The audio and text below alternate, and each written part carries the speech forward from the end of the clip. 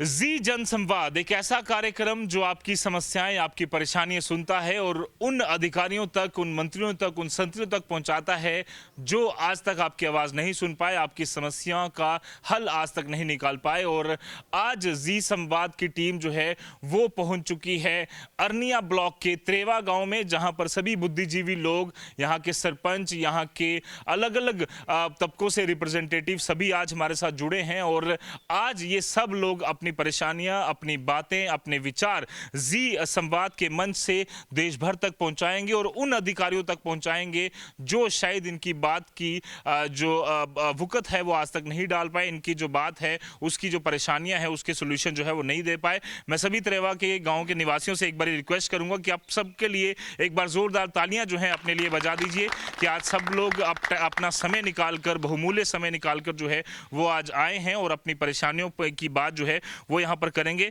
सरपंच बलवीर कौर जी हमारे साथ मौजूद हैं। बलवीर जी, लगातार हम देख रहे हैं ये बिल्कुल इंटरनेशनल बॉर्डर से सटा हुआ गांव है और कई बार यहाँ पर शेलिंग होती रही, कई सारी परेशानी होती रही। आज कैसी स्थिति है और किस तरह से भारत की तरक्की में आपका गांव योगदान दे रहा है?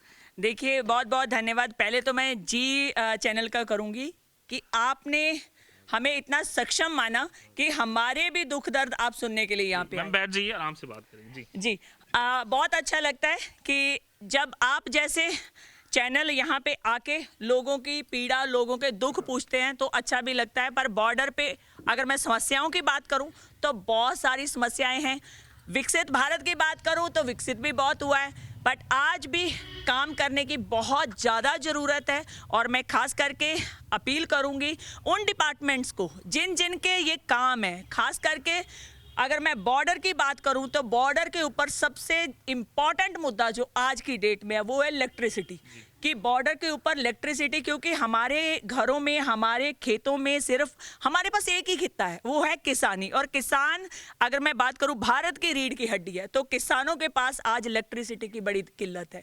आज बॉर्डर के ऊपर पानी की बड़ी किल्लत है। अगर टेल एंड पे कितनी भी आप कोशिश कर लो, टेल एंड तक हर किसान को आप नहर का पानी मुहैया नहीं करवा पा रहे हो। अगर नहीं करवा पा रहे हो तो एटलीस्ट जो इलेक्ट्रिसिटी है, और राज्यों में की बात करूं, अगर बाकी स्टेट्स की मैं बात करूं तो पूरे राज्यों की बिजली फ्री है। हम तो सिर्फ एक 6 किलोमीटर जितनी हमें रिजर्वेशन मिली है, रिजर्वेशन तो इसीलिए मिली कि वीकर सेक्शन है, वीकर सेक्शन के रहते अगर 6 किलोमीटर हमें आपने रिजर्वेशन दिया तो हम तो 6 किलोमीटर के किसानों की बिजली आपसे फ्री मांग रहे हैं। कि जहां फिर हमारा एक जो टेम्परेरी कनेक्शन होता है, अगर टीसी की बात करूं, एक टेम्परेरी कनेक्शन होता है, आप 4-4 महीने का किसानों के साथ हाड़ी और सोनी 6 मंथ के 6 मंथ आप किसानों से वो वाला बिल ले लीजिए। जहां फिर किसानों की बिजली अगर आप फ्री नहीं कर सकते, आपको लगता है किसान ज्यादा सक्षम है तो ठीक है, आप बिलिंग दे रहे हो, बहुत बड़ी बात है। 25 साल 30 साल पुराने वाले बिल आज आपने हमारे ऊपर थोपे हुए। एक किसान के पास 4 कनाल जमीन है बट उसका बिल जो है वो 2.5 लाख है। तो आप सोच लीजिए कि 2.5 लाख वो किसान 4 कनाल बेच के भी उसको पूरा नहीं कर पाएगा।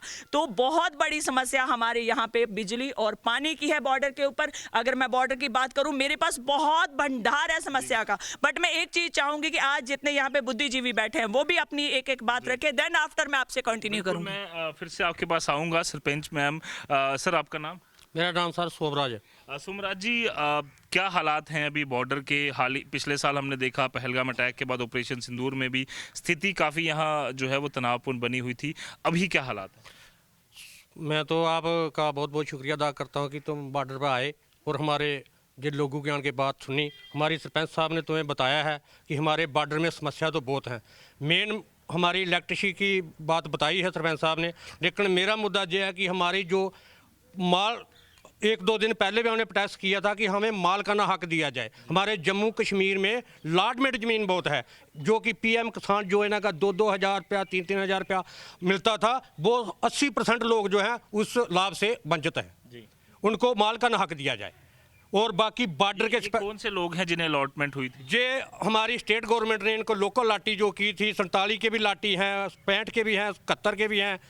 इन लोगों को लाटमेट ज़मीन है। पहला वंचित इनको ये है कि ये 2,000 रुपया जो किसान पीएम किसान योजना का मिलता था उससे भी ये वंचित है, इनको नहीं मिल रहा है। तकरीबन 80% लोग हैं ये पीएम किसान योजना का, इनको लाभ नहीं मिल रहा। हमने प्रोटेस्ट किया था कि इन लोगों को माल का ना हक दिया जाए। इनकी तारबंदी में ज़मीन आई हुई है, इनको तारबंदी ज़मीन में आई हुई है, इनको उनका भी मुआवजा नहीं मिल रहा। तारबंदी का मतलब आप समझाएं? ये बॉर्डर फेंसिंग जो लगाई हुई है, ये बॉर्डर फेंसिंग लगाई हुई है और उसके ऊपर ज़मीन आई हुई है इनकी, उनको भी कहते हैं कि ये लाटमेट ज़मीन है, ये गवर्नमेंट की ज़मीन है, उनको माल का ना हक मिले तो उनको मुआवजा मिल सकता है, जो 25-25, 30-30 साल की गवर्नमेंट ज़मीन उसकी जूझ कर रही है। जी, तो ये परेशानी काफ़ी लंबे समय से आप लोग, क्योंकि 1947 पैसे। हाँ बिल्कुल, ये 25-30 साल की परेशानी है। PM किसान योजना अब आई है 2-4 साल की, कि इन लोगों का 2000 रुपया बंद हो गया। किसानों को वो पैसा नहीं मिला जो मालिक हैं, जम्मू कश्मीर का एक्ट एक अलग है, जो स्टेट गवर्नमेंट ने जिन लोगों को ज़मीन लाट की थी, जो संभ के थे, जो पुंछ के आए हुए थे लोग थे, उनको इधर लाट ज़मीन की, वो माल की ज़मीन छोड़ के आए थे, उनको इधर लाटमेंट कर दी थी। ये स्टोडियम लैंड है,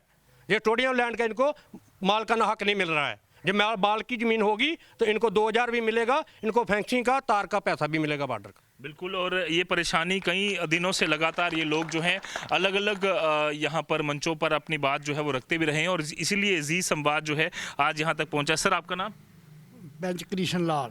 पंच जी, क्या परेशानियाँ, बिजली की इन्होंने परेशानी बताई, सर ने यहाँ पर परेशानी बताई कि ज़मीन अलॉटमेंट की एक बड़ी परेशानी है। गाँव के लोग, आए दिन बॉर्डर के लोग क्या परेशानियाँ झेल रहे हैं? जो परेशानी सरपंच साहब ने बताई, नायब सरपंच साहब ने बताई, बिल्कुल सही बताई।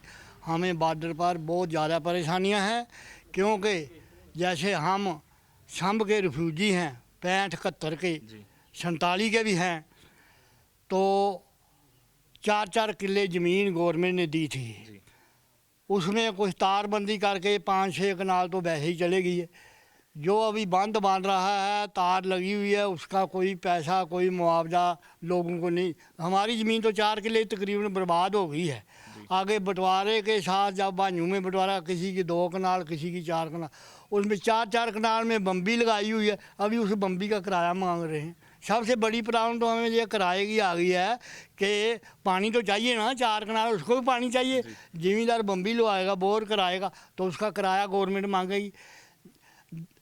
1 घंटा या 2 घंटे बम्बी सीजन में चलानी है तो किराया तो उसको पूरे साल का देना पड़ेगा। इसलिए हम गवर्नमेंट, बिजली का किराया की बात? हाँ, बिजली का किराया, बम्बी को जो बिजली के साथ चलती है ना मोटर, तो गवर्नमेंट से हमारी यही रिक्वेस्ट है कि ज़मींदारों को किराया नहीं लगना चाहिए ज़मीन में। हाँ, गांव में भी किराया 2-2 हज़ार रुपये का बिल आ रहा है, पहले 500 था, 700, 800, 1200, अभी 2000 आया है। अच्छा, इतनी बिजली तो हम लोग नहीं फूकते हैं जितना किराया। यहाँ कमाई है लोगों की इतनी? हाँ जी, कमाई है लोगों की अच्छी है? नहीं, कोई कमाई नहीं, कोई कुछ नहीं है। मतलब बत्ती का बिल बहुत ज़्यादा है, तो बॉर्डर की समस्या जो है वो भी बहुत ज़्यादा है। ज़मींदारों को ज़मीन का मुआवजा मिलना चाहिए। ज़मीन हमारी जो अलाटमेंट है वो हमें मलकाना हक जैसे बताया है नायब सरपंच ने, होना चाहिए। और जो मोदी साहब 2000 रुपया देते हैं किसान को, इधर किसी को नहीं मिलता है। हमारे गांव में कोई टोटली 5% लोग होंगे जिनको वो मिलता है, तो क्योंकि मलकाना हक ही नहीं है तो कहाँ से मिलेगा। बिल्कुल, तो मुसलमान तो चले गए वो कैटेगरी तभी आप फॉल करेंगे अगर आपकी ज़मीन होगी, मतलब मालिकाना हक होगा। हाँ, हक हो तो हमें भी तो 2000 मिलता ना, हमारे बच्चों को मिलता, अभी किसी को नहीं मिल रहा है। देखो, हमारा इंडिया, हम आज़ाद हिंदुस्तान के लोग हैं, लेकिन मुसलमान चले गए हैं 1947 के, लेकिन ज़मीन हमारी अभी भी उनके नाम बोल रही है। तो लोग रोएंगे तो क्या करेंगे। तो हमारी यही रिक्वेस्ट है कि गवर्नमेंट ने मलकाने हक के लिए और बिजली के बाद ज़्यादा प्रॉब्लम हमें बत्ती की है, जो रोज़ किराया देना है। 2 कनाल में भी बम्बी लगाई हुई है, 4 में भी लगी हुई है। वो अच्छा, वही 2-4 का साल का किराया कैसे देगा। बिल्कुल, ये बड़ी परेशानी ये लोग जो है वो लगातार झेल रहे हैं। सर, आपका नाम क्या है? खड़े हो जी। जी, क्या नाम है सर? सुनील शर्मा। सुनील जी, क्या काम करते हैं आप? ऐसे ही दिहाड़ी लगाता हूँ, दिहाड़ी लगी तो लगा ली, नहीं कुछ नहीं, घर पर ही। अच्छा जी जी। तो बॉर्डर पर क्या परेशानी आप लोग झेल रहे हैं, बच्चों की पढ़ाई को लेकर या स्वास्थ्य को लेकर, क्या सुविधा यहाँ पर है? पढ़ाई ठीक चल रही है, तो मैडम जी ने जैसे बताया अच्छा है। बिजली की प्रॉब्लम पड़ रही है ज़्यादा। जी, बिजली की एक जी बड़ी जी प्रॉब्लम। जी जी। जी, क्या नाम है सर आपका? यशपाल जी, क्या परेशानियाँ बॉर्डर के लोग, क्योंकि अरनिया त्रेवा ऐसा इलाका है, यहाँ पर शेलिंग भी जो है वो काफ़ी ज़्यादा होती थी, अभी क्या हालात? अभी तो हालात तकरीबन ठीक ही है, लेकिन जब शेलिंग होती है तो फिर तो पीछे जाना ही पड़ता है। जी, तो अभी स्वास्थ्य सुविधाएं, हॉस्पिटल वगैरह यहाँ पर हैं? जहाँ नहीं है, कितनी दूर जाना पड़ता है आपको? जम्मू में जाना पड़ता है। अच्छा, कितना किलोमीटर है यहाँ से? जहाँ से 30-35 किलोमीटर है। तो यहाँ अगर इमरजेंसी हो जाए तो आप लोग कैसे फिर मैनेज करते हैं? बस ऐसे ही गाड़ी गुड़ी करके जाना पड़ता है। ठीक है, तो ये भी एक बड़ी परेशानी जो है स्वास्थ्य से जुड़ी भी लगातार ये लोग बता रहे हैं। हर एक समस्या जो है वो ज़रूर अपने अपने लेवल पर हर एक कोई जो है फेस कर रहा है। मैम, आपका नाम? अनीता देवी। अनीता जी, आप महिला होने के तौर पर किस तरह से यहाँ के लोग गुजर बसर, क्या महिलाएं ज़्यादातर यहाँ काम करती हैं? महिलाएं तो बस ज़्यादा घर का ही काम करती, जी, अपने घर का। यहाँ कई सारे क्या सेल्फ हेल्प ग्रुप्स या जो अलग अलग स्कीमें सरकार की आती है महिलाओं के लिए, यहाँ पर लोग वो अवेल कर पाते हैं, फ़ायदा ले पाते हैं? नहीं, नहीं ले पाते ज़्यादा। तो क्या काम काज यहाँ पर लोग करते हैं? यही घर खेती बाड़ी करती जी। हैं घर का। तो क्या परेशानियाँ महिलाएं अगर हम बात करें तो झेलती हैं रोज़ में? नहीं, इतनी तो नहीं, बस घर का ही करती हैं। वैसे जैसे हमारी बलवीर मैम है, जब से जी आई हैं तो अपनी पंचायत त्रेवा का बहुत इन्होंने बहुत काम किया है। महिलाओं के लिए हर एक स्कीम जो है वो लाते हैं। जी, बिल्कुल, हर एक स्कीम भी लाते हैं। और ये सर क्या नाम है? बिल्कुल, कई सारे लोग हैं। जी सर, क्या नाम है आपका? मेरा नाम दर्शन लाल है। दर्शन जी, क्या काम करते हैं आप यहाँ पर? मैं खेती बाड़ी करता हूँ। जी, यहाँ बॉर्डर के इलाके में यहाँ फौजी भी हैं लोग ज़्यादातर? हाँ, रिटायर्ड फौजी हैं और बहुत कम हैं। अच्छा, हाँ, तो किस तरह से गुजर बसर होता है? कमाई अच्छी होती है? कमाई अच्छी कहाँ होती है। कमाई जो है इधर खेती बाड़ी करते हैं हम, तो किसी ने 2 कनाल में, किसी ने 3 कनाल में मोटर लगा रखी है, और वो किराया कहाँ से देगा। समस्या सबसे बड़ी इलेक्ट्रिसिटी की है। और सबसे पहले बात यह है कि यहाँ से 1947, 1965, 1971, फिर 1987, इसमें बार बार हमें डिस्टर्ब होने पड़ता है। बच्चे हमारे पढ़ाई से वंचित तो हो जाते हैं। एक दफ़ा टूट गया तो टूट जाता है, फिर बच्चा लावारिस हो जाता है, इधर उधर घूमने शुरू हो जाता है, और ना कोई भर्ती है ना कुछ है। इधर नौजवान तबका है जो वो सब नशेड़ी बन रहे हैं, कोई रोज़गार नहीं है, कोई काम नहीं है, तो दुनिया बड़ी परेशान है। दूसरा बिजली का बिल है जो वो बहुत ही ज़्यादा आ रहा है। जब 450 आने से शुरू हुआ, अभी पता नहीं हमें कि जिनका 2-2 लाख है, 3-3 लाख है, उनका बिल भी जो बिल भर रहे हैं उनके नाम से दिया जा रहा है, उनके नाम पे डाल देते हैं पैसा। तो हम तो बड़े परेशान हैं कि ये या तो बंद कर दें बिजली, या फिर हमें फ्री करें, क्योंकि गरीब जनता है सब बॉर्डर पर रहने वाली। कोई वो इतना अमीर आदमी नहीं है कि हम बिजली का बिल है जो 5-5 हज़ार, 6-6 हज़ार दे सकें या 2 हज़ार दे सकें। बिल्कुल, ये बड़ी परेशानी, क्योंकि बिजली की जिससे भी हम बात करें तो लगातार परेशानी जो है वो लोग यहाँ पर झेल रहे हैं। सर बैठ जाइए। क्या नाम है सर आपका? मेरा नाम जी बालकराम। बलराम जी, क्या समस्या यहाँ पर आप लोग झेल रहे हैं? बिजली की भी इन्होंने बताई, ज़मीन की भी इन्होंने बताई कि मालिकाना हक आपको नहीं मिले, इसके अलावा भी कोई परेशानी? परेशानी बहुत है जी। परेशानी पहली की तो हमने ये बताता हूँ गोलीबारी का। हम सेफ नहीं है, बिल्कुल सेफ नहीं है। पता नहीं कब फायरिंग चालू हो जाएगा। कम मोर्चे बने हैं, हम भाग के नहीं जा सकते। मगर इस बार कच्चा पुल बनाया हमने, हमको 2 बॉर्डर लगते हैं। एक ये बॉर्डर है, एक हमारे परले तरफ भी है। क्योंकि जब पुल डूब जाएगा, पानी आएगा, बाढ़ आएगी, हम बच्चे लेके कहाँ जाएंगे। अरनिया में भी फैर होता है, सही में भी फैर होता है। ये हमारी समस्या है कि हम सेफ नहीं हैं। तो बाकी ये हम तो बने हैं यहाँ पर काफ़ी? हाँ जी, बंकर बने हैं? बंकर कम बने हैं। अभी लिस्ट बनाई है, अभी काम नहीं लगा है। बंकर बने हैं, कम बने हैं, मगर बंकर भी बन जाएंगे, कोई बात नहीं। हमारी सरपंच बहुत दौड़ रही है। मगर आमदनी की बात करें, जो बत्ती का 2-2 हज़ार बिल आया है जनाब, हम कहाँ से देंगे? 2-2 कमा मतलब कमा पैली है, 1.5 कमा पैली है। वो फसल बूटा हम बेच के तो मूंजी लगा लेते हैं, मूंजी आएगी वो बेच के हम कणक लगाते हैं, क्योंकि महंगाई बहुत है। खाद महंगी है, दवाई महंगी है, तेल महंगा है, बाल बच्चा पालेंगे, किराया देंगे, बच्चों की पढ़ाई करेंगे।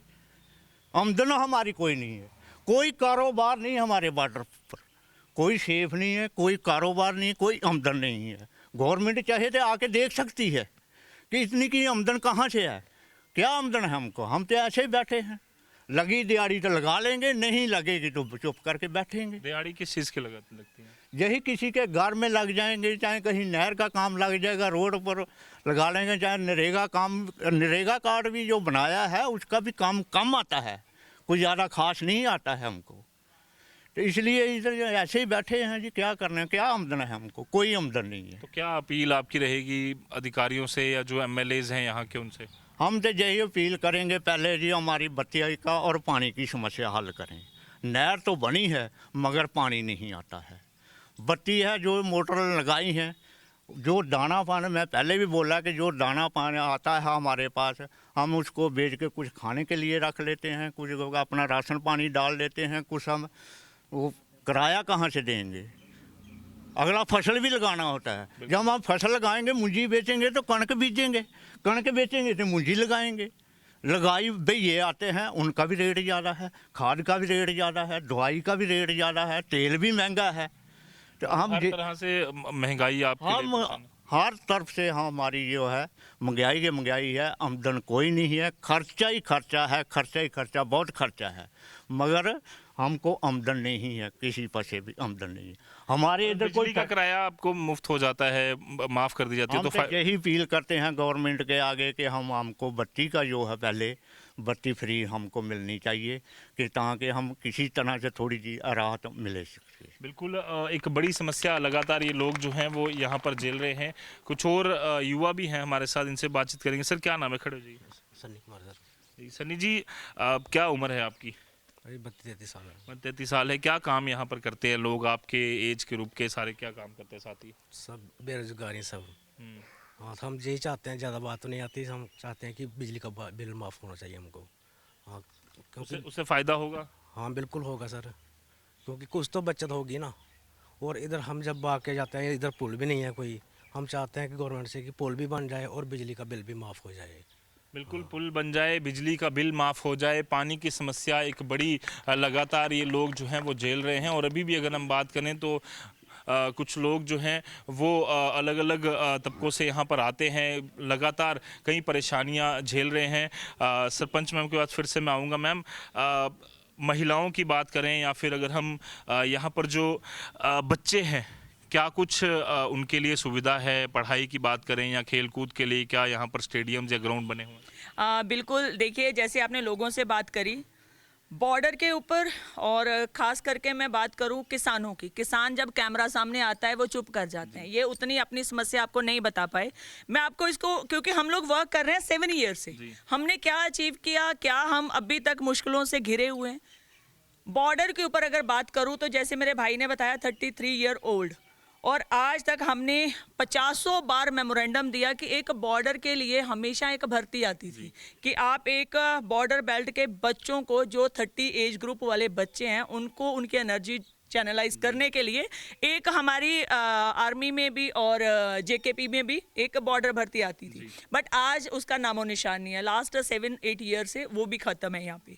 उसके चलते बच्चे बहुत बेरोजगार हो गए। और बेरोजगार कैसे हुए? क्योंकि हमारे पास हाई सेकेंडरी है, हाई सेकेंडरी तक पढ़ेंगे, काम करने के लिए हमें जम्मू जाना पड़ेगा। तो जब हम 40 किलोमीटर होगा, जब हम 40 किलोमीटर जाएंगे, खाएंगे क्या, बचाएंगे क्या?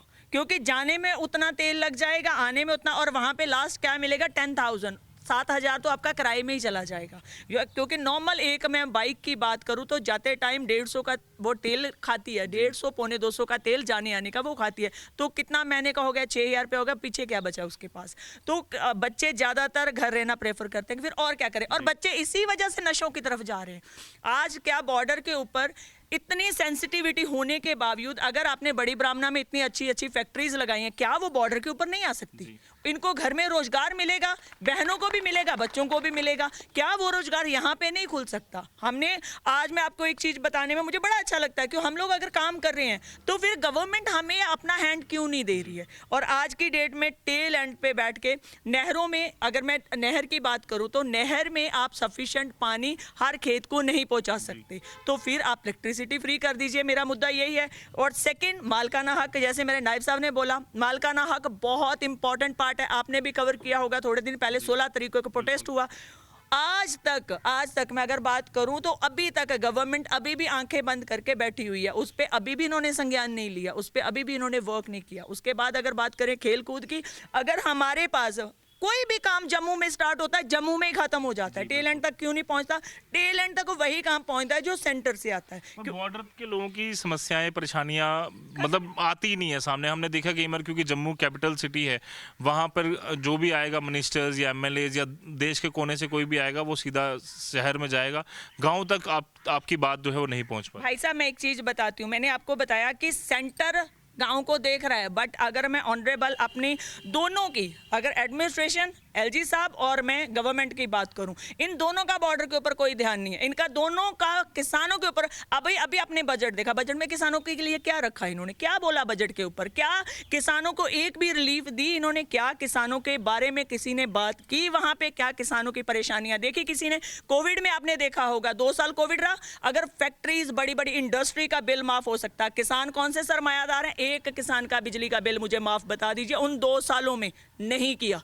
क्यों? क्योंकि जस्ट इनका उद्योगपति से देश चलता है, तो देश जस्ट उद्योगपति का सोचेगा, किसान का नहीं सोचेगा। ऐसा नहीं होना चाहिए। आज का किसान मर रहा है, अगर मैं रीढ़ की हड्डी किसान को बोलती, बट किसान की हालत बहुत खस्ता है, क्योंकि जिसकी, जैसे इन्होंने बोला मालिकाना हक के लिए, क्या ये लोग मालिक नहीं है जम्मू कश्मीर के? छंब कहाँ पे पड़ता है, देवा बटाला कहाँ पे पड़ता है? आज अगर वो पीओजेके उन्होंने ले लिया, अगर उनके पास पीओजेके का ऑक्युपाइड हमारा जम्मू कश्मीर है, तो वहां पे ये उठ के अपनी स्टेट से, उसके एक बॉर्डर से उठ के दूसरे बॉर्डर पे आए, तो क्या इनको उसी टाइम ही मालिकाना हक मिलना चाहिए था? तो 78 साल किस चीज का वेट किया, क्यों नहीं मालिक बनाया? ये समस्या। उसके बाद अब मैं कॉलेज की बात करती हूँ, क्या बॉर्डर का किसान कभी अपने बच्चे को कॉलेज में पढ़ा पाएगा? वही किसान पढ़ा पाता है जो थोड़ा सा जागरूक है, और जहाँ वो यहाँ से माइग्रेंट, आप मैक्सिमम जितने मेरे सरमायादार लोग हैं वो यहाँ से माइग्रेंट हो चुके हैं। क्यों?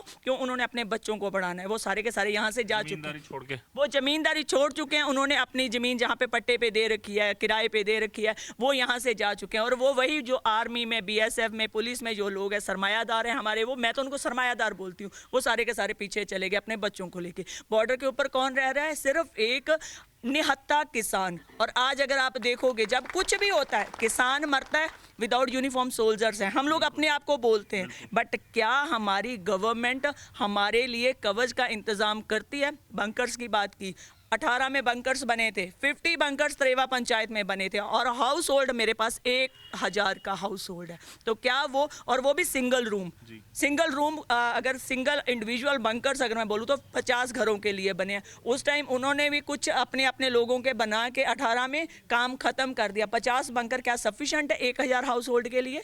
जब अभी आपने ऑपरेशन सिंदूर में देखा, पूरा विलेज वेकेट करना पड़ा। क्या आप पीछे अरनिया, बिश्ना, जहाँ उससे आगे आप कई बड़े सराय नहीं बना सकते कि मेरा पूरे का पूरा बॉर्डर, एक विलेज वहां पे अकोमोडेट हो सके? क्या मेरा विलेज स्कूलों में धक्के खाने के लिए है, सरायों में रहने के लिए है? विलेज की क्या हालत होती है? जब हमने 4 दिन 5 दिन आपने भी कवर किया, लोगों की क्या हालत थी वहां पे। ठीक है, आपने अपने तरफ से फुल 100% अपना दिया, पर वो सफिशिएंट नहीं होता। एक घर छोड़ना इतना ईजी नहीं होता। आज मेरे किसानों के चेहरे मुरझाए हुए हैं। क्यों? क्योंकि इनके बिजली के बिल 2-2 हज़ार रुपये आए हैं। बहुत सारे लोग बोलते हैं अगर बॉर्डर के ऊपर आप जितनी बिजली यूटिलाइज करते हो, भाई साहब हम जब बिजली यूटिलाइज करते हैं, आप आके देखिए, एक बार ये चेयर पे बैठ के ऑर्डर बनाना बड़ा सौखा है। जब आप ग्राउंड पे आते हैं, मैं उस ऑफिसर साहबान को बोलूंगी, आपने देखा होगा बैक टू विलेज में ऑफिसर साहबान आए, उनको 2 दिन विलेज में रहना था और उनके पसीने छूट रहे थे। उस टाइम तो शांति थी जब उनको विलेज में रहना था, उनके पसीने छूट गए थे कि हमने बॉर्डर पे रहना है, हमने लास्ट विलेज में। वो रात को निकल जाते थे, कि हम अर्ली मॉर्निंग फिर आ जाएंगे।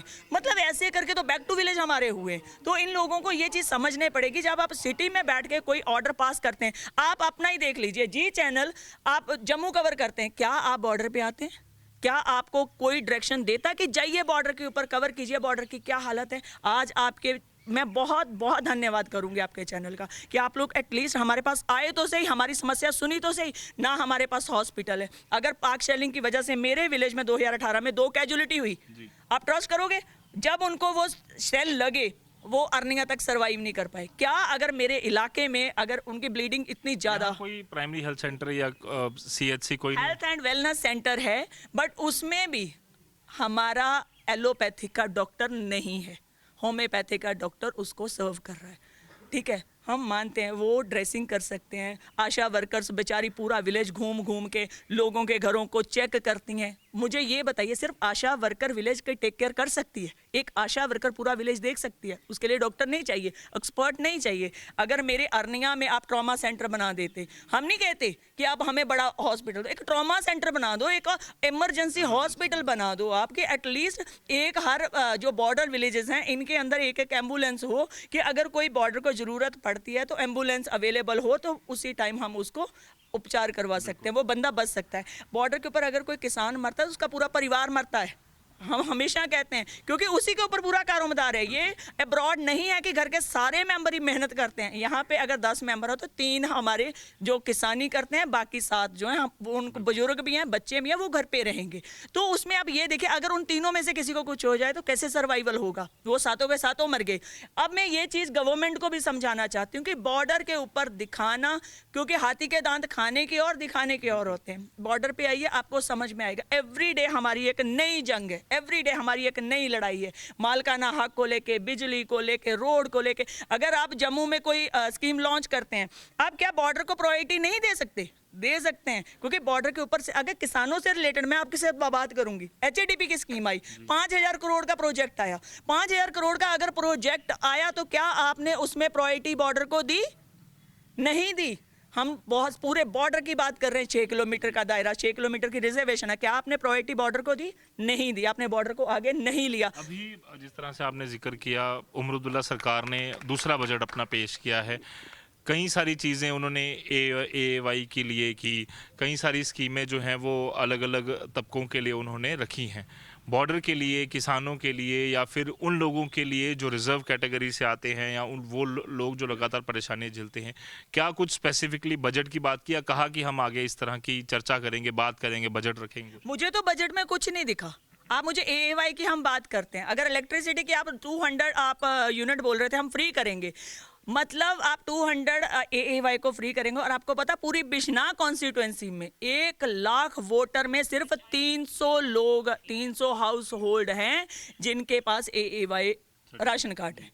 तो आप मुझे बताइए, बाकी ये बॉर्डर कहाँ पे जाएगा? आप हमेशा रिजर्वेशन देख के करोगे कि ये AAY है, ये सिटी में बैठा, इसको ही हमने वो देना है। बॉर्डर के ऊपर तो सारे ही AAY हैं। अगर मैं बात करूं तो बॉर्डर के ऊपर ना तो आपके, जैसे अंकल ने बोला, बड़ा अच्छा बोला उन्होंने कि हमारे पास है क्या यहाँ पे कमाने खाने के लिए, हम टोटली निर्भर एग्रीकल्चर पे हैं। और किसानी के अलावा कुछ काम नहीं यहाँ पे। मैंने तभी बोला ना, इनको ये चीज़ें दिखनी चाहिए। अगर मैं अपनी ज़मीनें फ्री ऑफ कॉस्ट इनके पंप सेट लगाने के लिए, जहाँ बिजली घर लगाने के लिए, जहाँ PHE का ट्यूबवेल लगाने के लिए हम फ्री ऑफ कॉस्ट दे सकते हैं, तो आप अपनी कोई फैक्ट्री लेके आइए।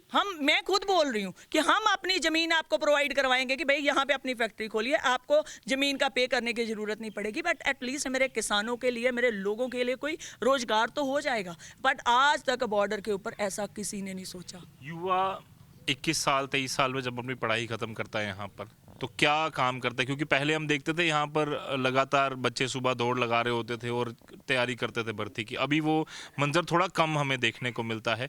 युवा यहाँ पर क्या काम कर रहा है और क्या सोच हो रखता है? मैंने आपको बताया, युवा अभी खज्जल हो रहा है, ठीक है, जुआ जा रहा है। चलिए टचवुड की अगर मैं अपनी पंचायत की बात करूं तो यहाँ उस टाइप का नशा नहीं है, बट जो मेरे आले दुआले चल रहा है, जो मेरी चारों तरफ चल रहा है इस टाइम, बहुत भयंकर नशे में जुआ जा चुके हैं। पाकिस्तान की तरफ से भी कंटिन्यू अटेम्प्ट होती है, हमने देखा ड्रोन्स के जरिए वो भेजे जा रही है, ड्रग्स भेजी। उनका काम है, क्योंकि वो खुद उजड़े हैं, उनको क्यों वो चाहेंगे कि हमारा पड़ोसी बसे? वो भी तो चाहेंगे ना ये भी उजड़ जाए। और आप ये देखें कि हमारे ऊपर रडार कितनी खतरनाक है। पाकिस्तान की रडार हमारे पे है, बट हमारी जो स्टेट गवर्नमेंट है, UT गवर्नमेंट है, हमारी एडमिनिस्ट्रेशन, इनकी रडार हमारे ऊपर नहीं आती। इनको हम नहीं दिखाई देते, उनको हम दिखाई देते हैं, तभी वो बमबारी करते हैं, तभी वो नशा भेजते हैं कि बॉर्डर पे भेजिए, बॉर्डर खत्म होगा तो एटलीस्ट इनकी हद खत्म हो जाएगी। आपने बड़ी अच्छी बात कही युवाओं के लिए। आज आपने देखा होगा कि युवा तकरीबन जुआ खज्जल हो रहे हैं, उनके पास कोई काम नहीं है, वो नशों की तरफ जा रहे हैं। नशे आएंगे, चोरियां आएंगी, चोरियां तो बढ़ेंगी, चोरियां, क्राइम, ये सब कुछ बढ़ रहा है आज की डेट में। और एक सबसे जो बड़ी बात है, जो हमारा बांध बन रहा है, बांध के ऊपर मैं एक चीज़ बोलना चाहूँगी कि अगर बांध बन रहा है हम लोग बांध के फेवर में हैं, बट अगर मैं 100 किसानों की बलि देके बांध बनाऊंगी तो मैं उसके फेवर में नहीं हूँ। मैं एक ही चीज़ कहती हूँ ये कि बांध कहाँ बन रहा है? ये बांध हमारा डिफेंस जो बांध बना रही है इस टाइम, फेंस आज से 2 बार फेंस हमारी लगी है, तीसरा बांध ये बन रहा है। 2 फेंस लगे हैं, उसका भी आज तक किसानों को कोई कंपनसेशन इन्होंने नहीं दिया। वो कंपनसेशन क्यों नहीं दिया? क्योंकि ये कस्टोडियन आपका स्टैंड नहीं करना चाहिए था। जब आपने स्टेट टू स्टेट माइग्रेंट किए हैं लोग, तो कस्टोडियन स्टैंड ही नहीं करना चाहिए था। आज भी मुझे लगता है कि हमारी गवर्नमेंट की ये मंशा है कि हमने पाकिस्तान वाले यहाँ पे बसाने हैं, क्योंकि सारी की सारी ज़मीनें उनके नाम पे हैं, सारी का सारा कारोबार उनके नाम पे। और मैं आपको एक हर्डल बता देती हूँ, आज जब मालकाना हक के लिए हमने एक प्रोटेस्ट किया, उसमें अब इन्होंने हर्डल क्या बना दी ना मालक बनाने का, उन्होंने हर्डल बना दी जी, आपके पास एक तो अलॉटमेंट होनी चाहिए जब से आप यहाँ पे आए हैं, सेकंड आपकी कॉन्टिन्यू गर्दावरी चाहिए, 70 साल की आपकी कॉन्टिन्यू गर्दावरी चाहिए, 50 साल की आपकी कॉन्टिन्यू गर्दावरी चाहिए। ऐसे कैसे हो सकता है? क्योंकि ये किसान तो भोला भाला है, इसको तो कुछ पता नहीं किसने आके इसकी गर्दावरी करवा ली। क्योंकि ये इतने पढ़े लिखे होते तो पहले नहीं लड़ाइयाँ लड़ते, पहले ये मालक हो जाते। ये तो भोला भाला किसान है, इसको कैसे पता मेरी गर्दावरी किसने तोड़वाई या किसने क्या किया? ये सारा रिकॉर्ड रेवेन्यू के पास है, बट वो किसानों को बोल रहे हैं कि आप ये हमें डॉक्यूमेंट प्रोवाइड करवाइए, जो कि अभी रेवेन्यू के पास ही सारा रिकॉर्ड होना चाहिए और रेवेन्यू के पास ही है।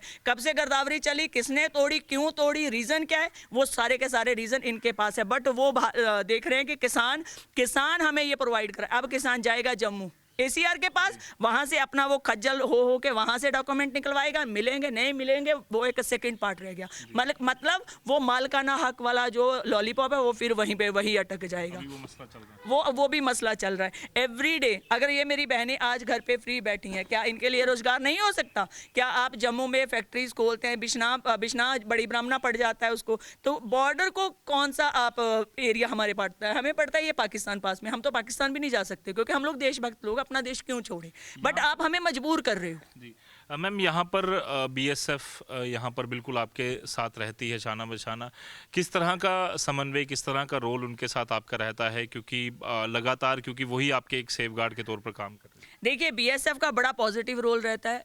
BSF हमें कभी नहीं लगता कि कोई ऑफिसर है, वो तो हमें हमारे भाइयों जैसे हैं, क्योंकि हर त्यौहार हम उनके साथ सेलिब्रेट का भी होली आने वाली है, हमने वो भी उनके साथ सेलिब्रेट करनी है। हर त्यौहार हम एक फैमिली की तरह सेलिब्रेट करते हैं। उनके हाथ में अगर हो ना तो वो हमें लगता है वो सारी की सारी का ज़मीन का पहले पैसा हमें दे, बाकी कोई काम बाद में करें। बट एडमिनिस्ट्रेशन हमेशा किसान और जवान को लड़ाती है, क्योंकि दोनों के हाथ में हथियार है। कुछ मिसहैप होगा तो एडमिनिस्ट्रेशन पल्ला झाड़ के साइड में हो जाएगी, किसान मरेगा जवान के हाथों, जाके जवान मरेगा किसान के हाथों। मतलब ऐसा माहौल बना देते हैं। हमारे साथ हमारी डिफेंस पूरे अच्छे से कोऑपरेट करके चलती है, बड़ा सहयोग करती है। अगर वो यूनिफॉर्म वाले सोल्जर हैं, हम विदाउट यूनिफॉर्म सोल्जर हैं। आज मैं एक चीज़ और आपको बताना चाहूँगी। जब से मैं पंचायत में आई 2018 में अगस्त में मैंने ये कार्यभार संभाला, उस दिन से हमारा एक ब्रिज, जैसे अंकल ने बात करी, उस दिन से वो ब्रिज हम कच्चा ही बना रहे।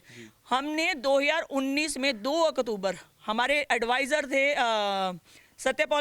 मुर्मू जी के शर्मा साहब के हाथों से वो लेटर हमने ड्राफ्टिंग करवाई, सब कुछ किया 2019 में। 20 में कोविड आ गया, 21 में कोविड आ गया, 2 साल हम मान लिए चले गए उसमें। 22 में मैं फिर उसको फॉलो कर रही हूँ, पर अभी तक वो हमारा ब्रिज नहीं आया। क्यों नहीं आया? क्योंकि आज एक अगर पाकिस्तान से शेलिंग आएगी, हमें चारों तरफ से शेलिंग होती है। सही की तरफ से आएगी, अरनिया की तरफ से आएगी, सामने से आएगी। हमारे भागने के लिए वही एक ब्रिज है, वो हमारा सेफ गार्ड है। बट आज तक इनको लगा नहीं कि वो सेफ गार्ड हमारा बनना चाहिए। इस बार हमने नरेगा में उसको रख के 10 लाख उस पर लगा के उसको जैसे कैसे बनवाया। बाढ़ आई, वो बह गया। बाढ़ कब आई? 26 अगस्त को। आज दिन कितने हो गए? 6 महीने 7 हो गए, बट अभी तक उस पर काम नहीं लगा। अगर किसानों की फसलें बर्बाद हुई तो मैं इस पे भी बोलना चाहूँगी। सब बोलते हैं, एग्रीकल्चर डिपार्टमेंट बड़ा बोलता है कि प्रधानमंत्री फसल बीमा योजना लिए। किसान क्यों ले फसल बीमा योजना भाई? किस वजह से ले? बलवीर कौर ने लिया, क्या बेनिफिट हुआ मुझे बताइए? जब 26 में इतना पानी आया, फसलें हमारी डूब गई, हमारी फसलें खत्म हो गई। अब वीडियो आप लोगों ने चलाया, आप लोगों ने सब मंजर देखे 26 में हमारे साथ क्या हुआ, 26 अगस्त में हमारे साथ, हाँ जी 25 में हमारे साथ क्या हुआ, 26 अगस्त 2025 में इतना भयंकर बाढ़ आया। क्या एक भी किसान को इन्होंने कंपनसेट किया? नहीं किया। हालांकि हर कंपनी को एक उनका प्रोटोकॉल होता है कि 20% वो एडवांस दे सकते हैं, कि किसानों की मदद के लिए इतना दे सकते हैं। इन्होंने बोल दिया वाटर लॉजिंग, इनके बीच में वो क्लॉज ही नहीं है। अब लड़के वो क्लॉज इन्होंने उसमें डलवाया। ये तो फसल बीमा योजना की बात होगी। सेकंड अब आ जाइए व्हीकल्स पे। अगर पाक शेलिंग होती है तो हमारे व्हीकल्स के ऊपर हम इंश्योरेंस करवाते हैं, बट हम क्लेम नहीं कर सकते जब वो पाक शेलिंग की वजह से उड़ते हैं। हम लोग वो क्लेम नहीं कर सकते क्योंकि उसका है ही नहीं, उसमें क्लॉज ही नहीं है इंश्योरेंस में। पाक शेलिंग से कोई आपका व्हीकल नुकसान होगा वो आपको कुछ नहीं देगी कंपनी, तो फिर क्यों करवाएं इंश्योरेंस भाई? आप लोग बताइए। आप लोगों ने हमें बहुत बुद्धू बनाया बॉर्डर वालों को। अब क्यों बने जब हमें इतनी नॉलेज होगी? आपने देना ही कुछ नहीं था, हम क्यों बनाए? ये हमारी मजबूरी है, आप ट्रस्ट करोगे, हमारी मजबूरी है क्योंकि हमें सिटी भी जाना होता है, मुझे तो घूमना होता है। मैं तो अपने व्हीकल्स का इंश्योरेंस करवाती हूँ क्योंकि रास्ते में चालान हो जाएगा अगर नहीं करवाऊंगी। बट मुझे बताइए किसान क्या करेगा अगर पाक शेलिंग होती है? मेरे घर में 2018 में बॉम्ब पड़े, 19 में फर्स्ट मंथ में जैन में, जब वो मोटार आए, मेरे 2 ट्रैक्टर, गाड़ियां, मोटरसाइकिल सब उड़ गया। क्या किसानों को एक भी पैसा उस टाइम गवर्नमेंट ने दिया? नहीं दिया। इसीलिए बॉर्डर के ऊपर बहुत समस्याएं हैं। और खास करके आज कहते हैं बेटी बचाओ बेटी पढ़ाओ, क्या बेटियों के लिए आप सोच रहे हो? आज भी 18 साल की बेटी की शादी हो रही है, आपको शर्म आनी चाहिए। अभी हम 26 में बैठे हैं, 18 साल की बेटी, माँ बाप मजबूर हैं, उनके पास और कोई विकल्प नहीं है।